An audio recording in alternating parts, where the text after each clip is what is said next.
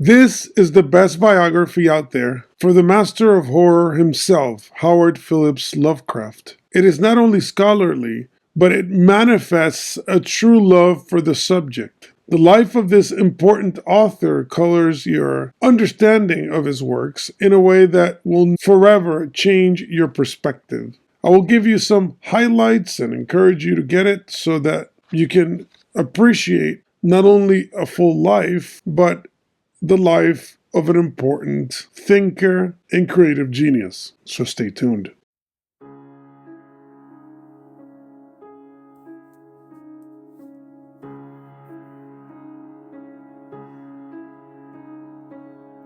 Welcome to biblioCultist, where I review books that I find interesting in the topics of religion, philosophy, history, and fiction. Please remember to subscribe to the channel, click the bell for notifications, like the video, share the video, comment on the video. Doing all these things really helps out, and I appreciate those that already do. I'm also going to put down here the link to my X and also my Ko-Fi account where you can check out my merch store and also support the channel. Any kind of tip really helps out, and I appreciate it.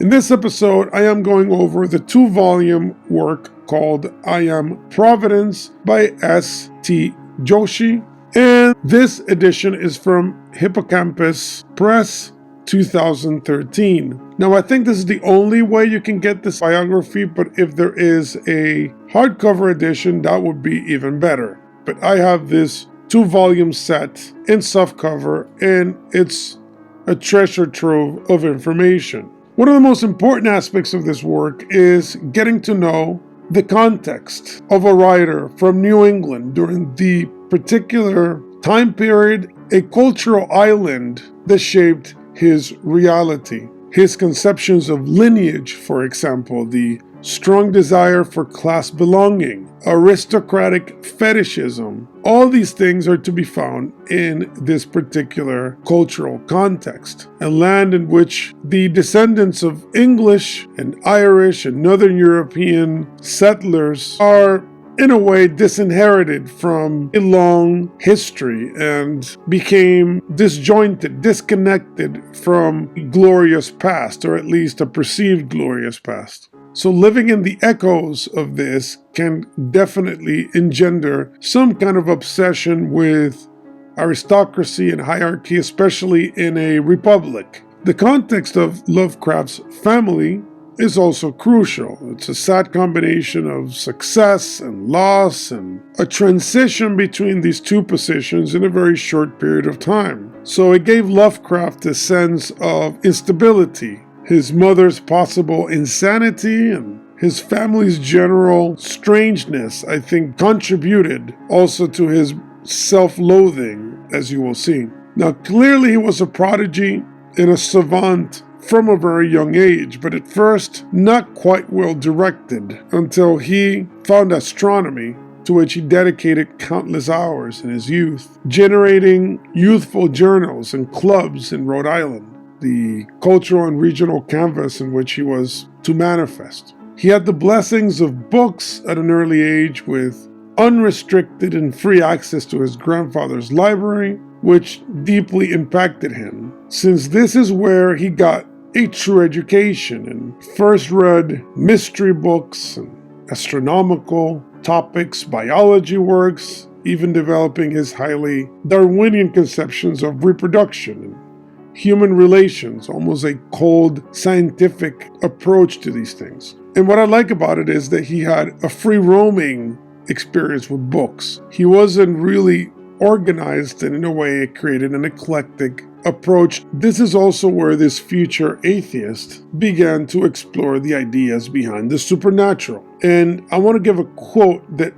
really exemplifies this point. When about 7 or 8, I was a genuine pagan, so intoxicated with the beauty of Greece that I acquired a half-sincere belief in the old gods and nature spirits. I have in literal truth built altars to Pan, Apollo, Diana, and Athena, and have watched for dryads and satyrs in the woods and fields at dusk. Once I firmly thought I beheld some of these sylvan creatures dancing under autumnal oaks, a kind of religious experience as true in its way as the subjective ecstasies of any Christian. If a Christian tells me he has felt the reality of his Jesus or Yahweh, I can reply that I have seen the hoofed Pan and the sisters of the Hesperian Phaethusa. So as you can see there, he was very romantic when it comes to his approach to supernatural experiences in religion, a very naturalistic approach. And to me, that is a very beautiful way of approaching the topic. Now, of course, he eventually goes in a different direction, but I think it fed his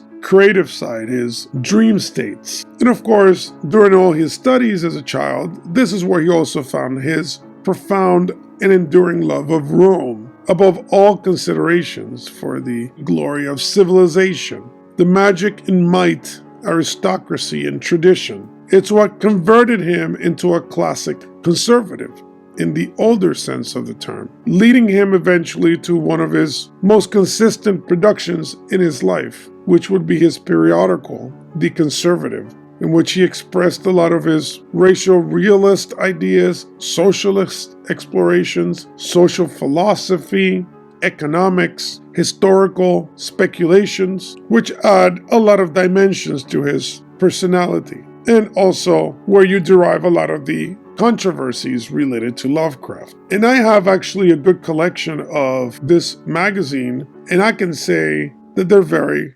entertaining and relevant even to this day, or at least a lot of it. And to really understand and not have a caricature of Lovecraft, you should read what he actually says about politics before you concoct a false narrative.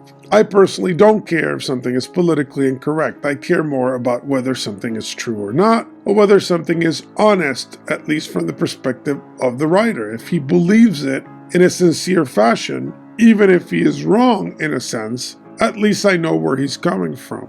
People these days are afraid of even having opinions, and they rather tailor them to the crowd, to the popularity contest. Lovecraft didn't care, and a lot of it has to do with the fact that he was a loner, that he enjoyed having time with his books and by himself. Lovecraft also found his love of writing early on, but in verse, attempting always to create the perfect meter, even when nobody seemed to appreciate his skills. He participated in mail exchange correspondences and clubs in which he would write critiques of other writers, and it was actually here when he was challenged for being too critical without ever producing a true alternative to these tales that he felt, through his pride, compelled to take the challenge and write short stories. And this is why we thankfully have all these wonderful stories, because of that challenge. An interesting factoid is that he was very aggressively against drinking and drugs, etc.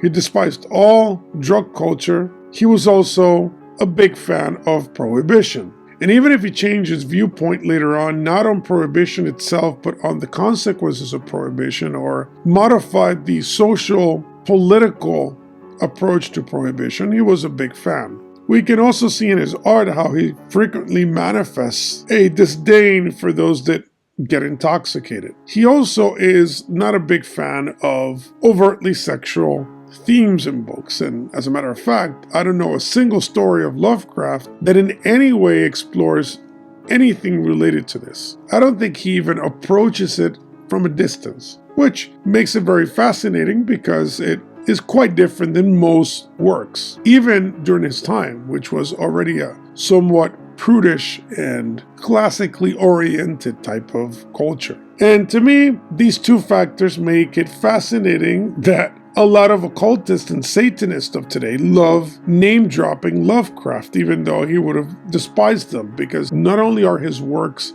comically sarcastic and critical of those that participate in satanic cults or any of this stuff, but he also would have despised their hedonism, their approach to life itself, so that it really puts them in a weird situation. Do you agree with just the aesthetics but disagree with the man completely, or do you understand that his works are a reflection of this? Again, it's a complicated thing.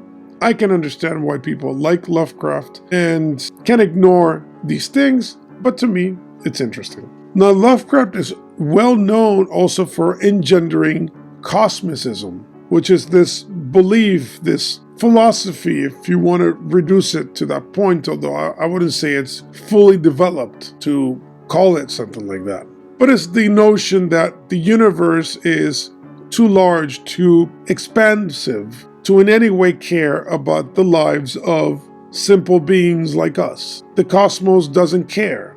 We are insignificant, irrelevant, and therefore even the characters that he develops, like gods and monsters and all these kinds of supernatural beings, or alien beings eventually, really don't find us to be at all important or even worthy of consideration. And I want to give a quote on that topic in particular. Cosmicism is at once a metaphysical position, an awareness of the vastness of the universe in both space and time, an ethical position, an awareness of the insignificance of human beings within the realm of the universe, and an aesthetic position, a literary expression of this insignificance to be affected by the minimizing of human character and the display of the titanic gulfs of space and time. The strange thing about it is that it was so late in being articulated, and also that it was so feebly exhibited in his weird fiction up to this time, indeed really up to 1926. If Lovecraft is to be believed, cosmicism as a metaphysical and ethical position was initially inspired by his study of astronomy beginning in 1902. So as you can see there, Lovecraft himself would argue that this is his philosophy. But I agree with Joshi that it's very difficult to find it in his early works. He seems to be more in the camp of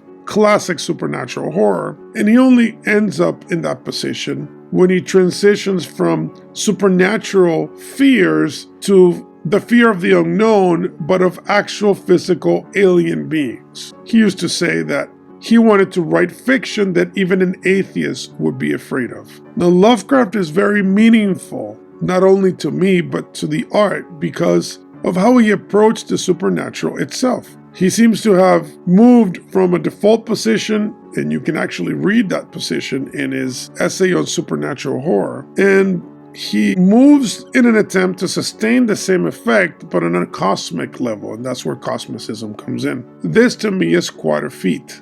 And just for that attempt, and I believe achieving said attempt, is quite impressive. So, obviously, it is impossible for me to go through all my favorite highlights in this wonderful work. It is just a must-read. I think everyone, no matter if you're a fan of Lovecraft, as a biography itself is wonderful. You will learn a lot, and it will give you a perspective on a time period, on a particular mentality, on a particular aspect of human life, and on the creative process, how art itself can become.